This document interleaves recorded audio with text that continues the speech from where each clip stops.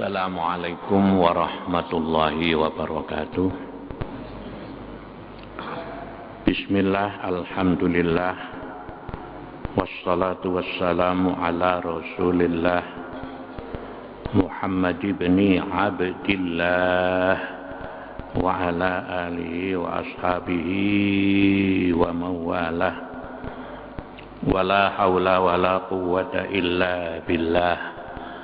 Rabbana la ilma lana illa ma 'allamtana innaka antal alimul hakim.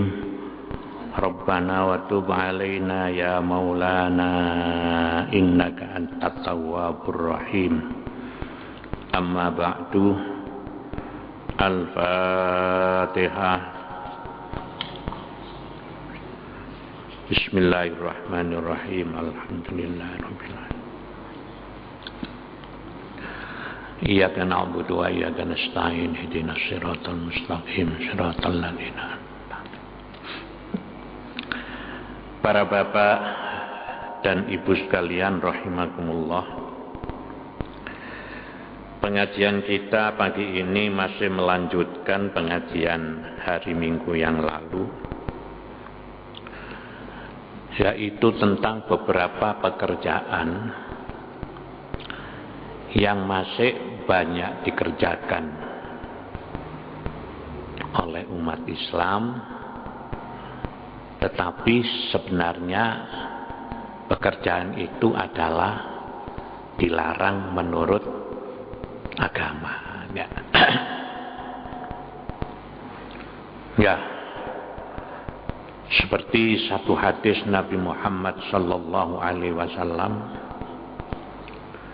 laisa minna man tatayyara au tutuyyira lahu au takahana au tukuhina lahu au sakhira au sukhira lahu. Rawahu Tabrani. Bukan termasuk golongan kami siapa yang merasa sial atau minta diramalkan kesialannya, atau menenung, atau minta ditenungkan, atau mensihir, atau minta disihirkan. Di sini ada beberapa hal yang dilarang oleh Rasulullah. Satu, tatoyur. Tatoyur itu orang yang merasa sial dengan adanya sesuatu. Merasa sial dengan adanya sesuatu. Seperti kemarin saya contohkan, di tengah-tengah makan ada jejak jatuh, gitu ya. Wah, dia ini sudah meyakini, wah, mau ada apa ini, wah, gitu. Atau kadang-kadang terjadi begini, misalnya bawa mobil atau bawa motor begitu, kemudian nabrak kucing. Ya, kucing itu kan biasa itu barangnya nyebrang jalan begitu ya, tengah-tengah kembali begitu ya. Ini kalau nyabrak kucing ini, waduh, katanya sialnya luar biasa. Ya. Jadi merasa bahwa dia itu sial. Ya mungkin karena dia ini sopir taksi barangkali begitu. Akhirnya supaya tidak sial ini, kucing ini di rumah ya, ditanam sebagaimana memakamkan manusia. Wah, supaya tidak sial gitu ya. Nah, ini namanya yang begini ini juga namanya tatoyur. Jadi seakan-akan bahwa dengan nabrak kucing ini dia akan mendapatkan satu kesialan yang luar biasa. Padahal kan dia nabrak kucing kan juga tidak sengaja, ya toh. Nah, tapi kenapa kalau nabrak petik kok enggak apa-apa kan begitu ya. Nah ini ya.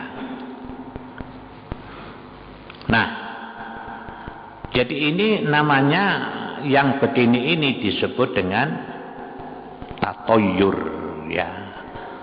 Ya namanya kucing misalnya ya, karena nyebrang jalan kita tidak tahu kemudian mati, ya sudah, itu aja ya. Ini mati, ya sudah ya.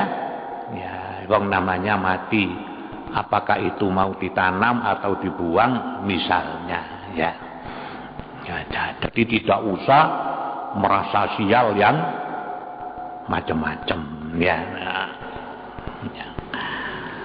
Autakahana autukuhina lahu, yang tidak termasuk umat laki-laki yaitu orang-orang yang meramal nasib atau minta diramal nasibnya ya.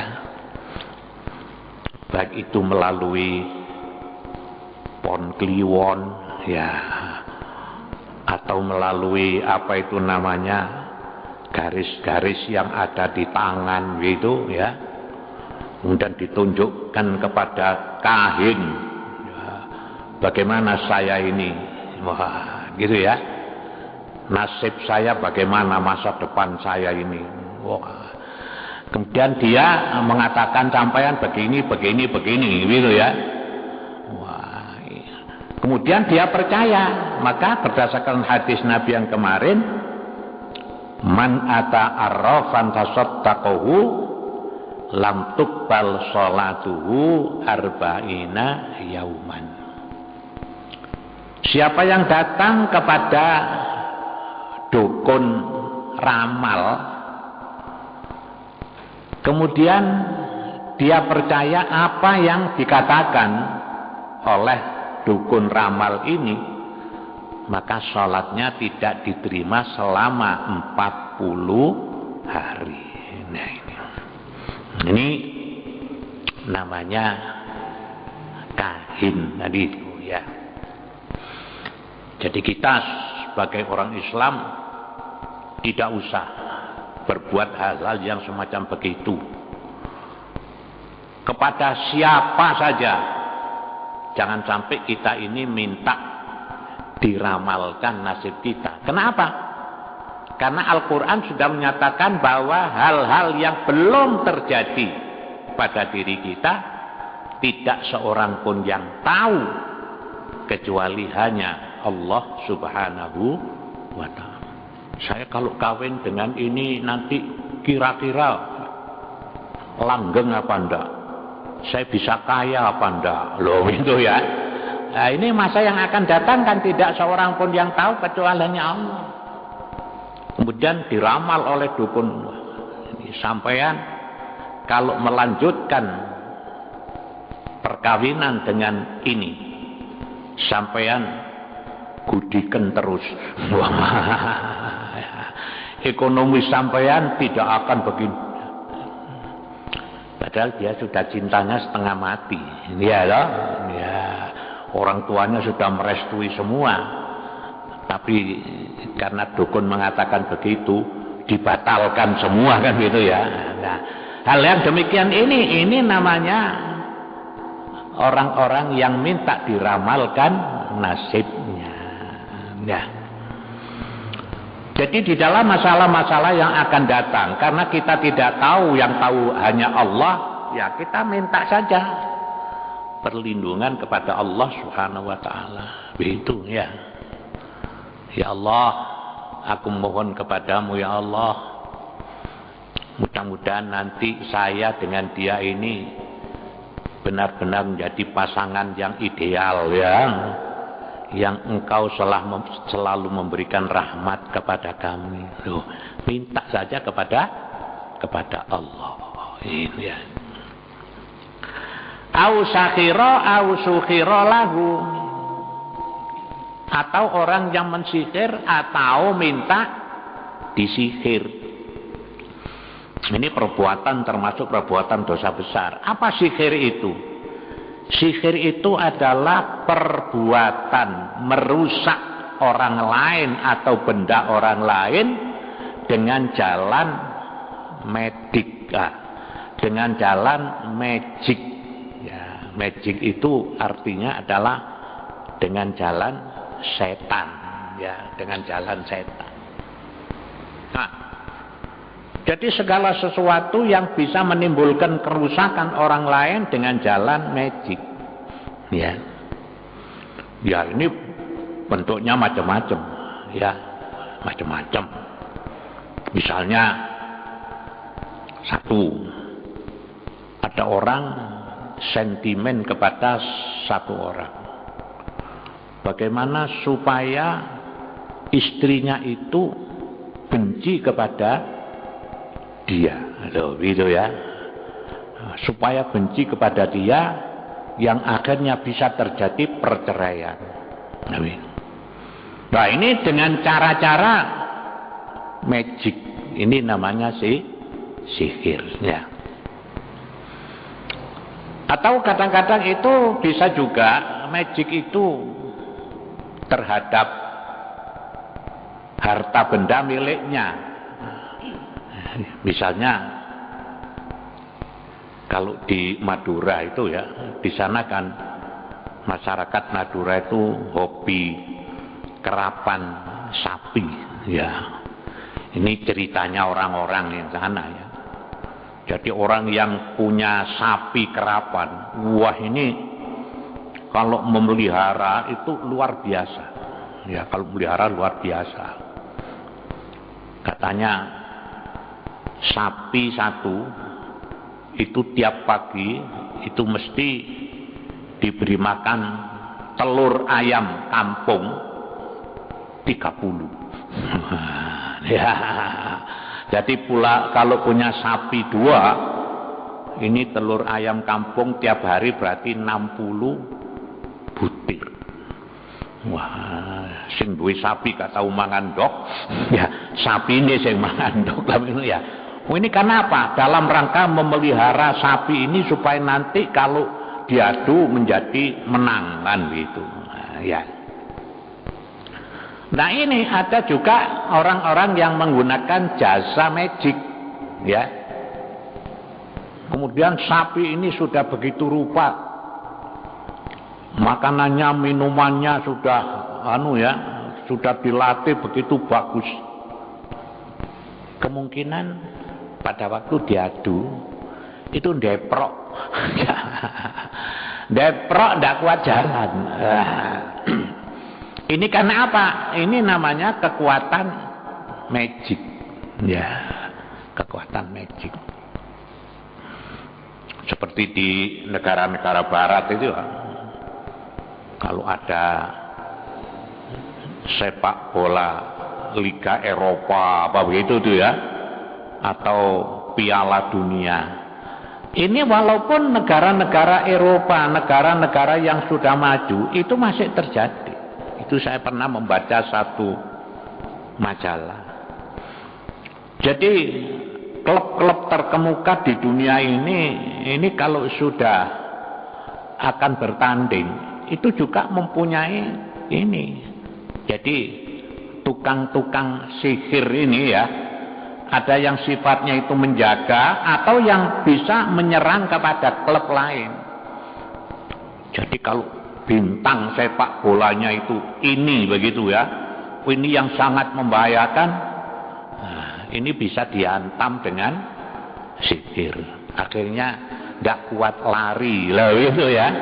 Ini di negara-negara, karena itu sering katanya ditemukan di pojok-pojok stadion, itu ada menyan, ada apa begitu, pasangan. Ini negara-negara modern, Pak, negara yang sudah maju, apalagi negara-negara yang bersifat primitif, ya.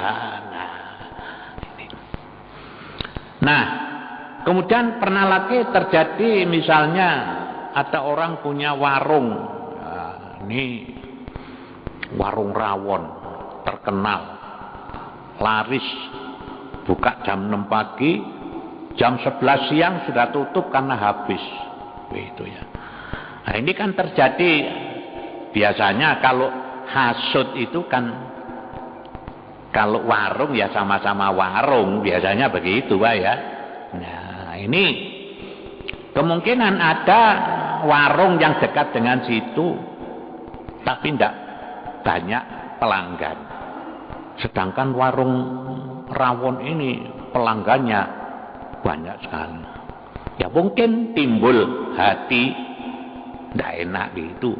Bagaimana caranya supaya warungnya ini tidak laku. Ya. Nah ini juga menggunakan jasa-jasa magic seperti begini. Pada satu saat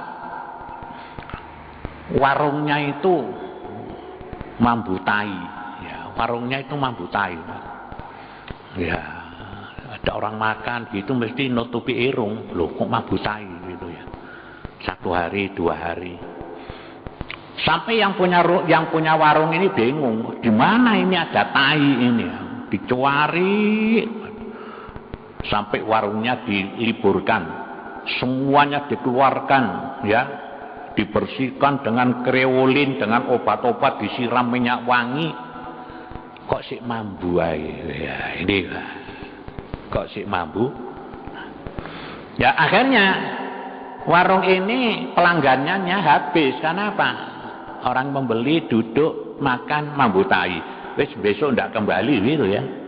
Akhirnya warungnya ini sepi. Nah, kemudian memang ada orang yang bisa tahu akibat dari perbuatan yang semacam begini ini. Orangnya itu memanggil seorang kiai gitu ya. Ini tapi bukan dukun, tapi tahu hal yang semacam ini. Dicari, akhirnya ketemu bahwa di rumah ini ada pasangan gitu ya, tidak tahu itu pasangan apa. Nah, itu setelah diambil baunya hilang, loh gitu ya. Tapi baunya hilang, warungnya sudah sepi. Karena apa?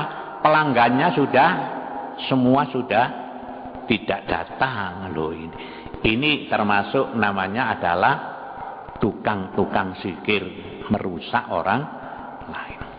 Dan itulah maka Nabi mengatakan laisa minna man tatayyara au tutuyyira lahu au takahhana au tukuhina lahu au sahira au suhira lahu. Ya.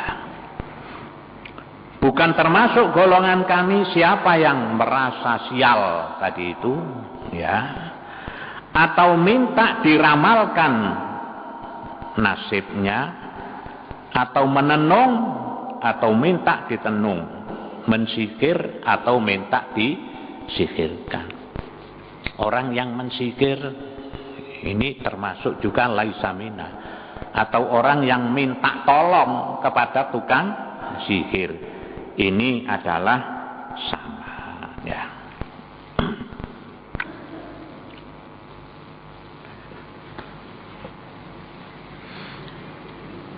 Para bapak dan ibu sekalian, kemudian di dalam hadis yang lain Nabi kita Muhammad sallallahu alaihi wasallam bersabda, ada 3 perkara yang tidak akan bisa selamat satupun, yaitu menuduh, tatoyur, dan hasud. Oleh karena itu, kalau kamu menuduh, jangan kamu nyatakan, dan kalau merasa sial, jangan tarik, jangan kamu gagalkan pekerjaanmu, dan kalau kamu hasud, jangan lanjutkan. Ada 3 hal kata Nabi ini, setiap orang itu mesti punya sifat seperti begini, ya. Ada. Jadi setiap orang itu ada sifat seperti itu, begitu. Nah, yang pertama yaitu tatoyur tadi itu ya. Yaitu orang yang merasa sial. Nah, kalau orang itu merasa sial, ada 3 hal itu tadi ya. 1 menuduh, 2 tatoyur, dan yang ketiga adalah hasud. Setiap orang itu pasti, kebanyakan itu mesti terkena 3 hal ini, kata Nabi begitu. Nah, karena itu maka bagaimana untuk menghindari ya? Kata Nabi yang pertama, kalau kamu menuduh, jangan kamu nyatakan. Kalau kita ini di dalam hati kita menyangka atau menuduh orang lain berbuat sesuatu, maka tuduhan kita ini jangan kita nyatakan. Cukup kita menuduh dalam hati, tidak usah dilanjutkan gitu. Ya, dia menuduh apa sajalah. Sebab orang itu ya begitu, sulit orang itu bisa terhindar. Kita punya tetangga, ya. Kemudian kok tetangga kita ini rumahnya direnovasi, wah ya, diperbaiki, ditingkat. Setelah selesai, kemudian beli mobil. Wah. Nah, ini kan timbul ya perasaan di dalam hati, menyangka oleh dia duit. Wah, kan gitu ya. Luang pekerjaan ini podo ambek aku kok iso ngene, iku oleh dia duit. Lah, ini namanya prasangka atau tuduhan yang tidak baik pada orang. Kalau kita menuduh orang semacam begini, kata Nabi, jangan dilanjutkan. Berhenti sampai di sini saja. Loh, gitu ya. Berhenti sampai di sini saja. Jangan dilanjutkan. Ya. Yang kedua adalah tatoyur. Kalau kamu merasa sial karena sesuatu, jangan kamu lanjutkan atau jangan kamu wujudkan ya. Seperti tadi itu. Seperti orang memasak, menanak nasi, gosong terus gitu ya. Karena gosong terus ini angen-angennya macam-macam. Ono opo anakku sini. Nah, ini supaya diputuskan, tidak ada apa begitu. Ya, jadi tidak usah dilanjutkan. Nih kata Nabi, apabila kamu itu merasa sial, jangan kamu gagalkan. Jadi kalau kita sudah punya rencana yang matang, yang konkret, misalnya ya, ada rencana mau pergi ke Jakarta, sudah beli tiket hari ini, tanggal ini, kemudian adang kok gosong, diwurungno lah, itu jangan, kata Nabi, tidak usah dibatalkan. Itu kan namanya merasa sial karena apa? Adang gosong itu tadi. Itu Nabi mengatakan begitu. Atau yang ketiga, ya, kalau kamu hasud jangan dilanjutkan.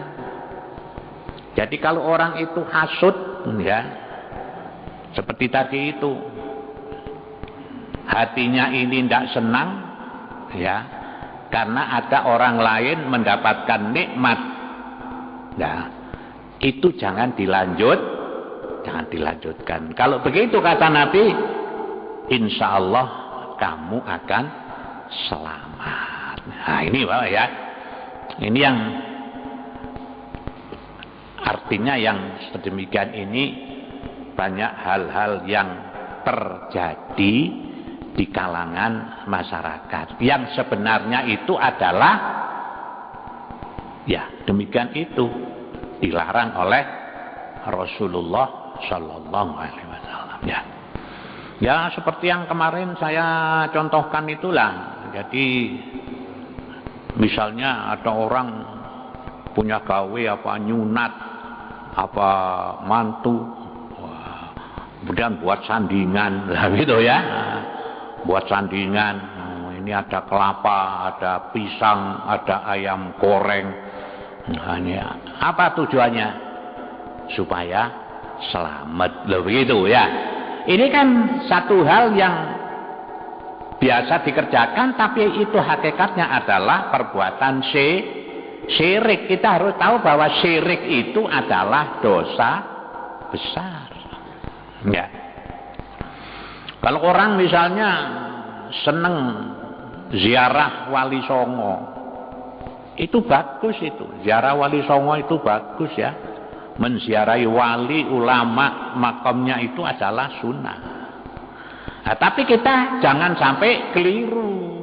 Kalau keliru bisa menjadi syirik ya.